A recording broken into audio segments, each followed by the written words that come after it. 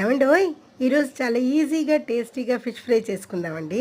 దానికోసం చేప ముక్కల్ని శుభ్రం చేసుకుని కొంచెం పసుపు, కారం, సరిపడా ఉప్పు వేసుకుని మన ఇంట్లో చేసుకున్న అల్లం వెల్లుల్లి పేస్ట్ని ఫస్ట్ ఫ్రెష్గా ఒక స్పూన్ వేసుకోండి. తర్వాత ఒక స్పూన్ మసాలా పొడి వేసి ముక్కలకి బాగా అప్లై చేద్దాం. అలా చేసి ఒక గంట అరగంట మ్యారినేట్ చేసి వదిలేయండి పక్కన.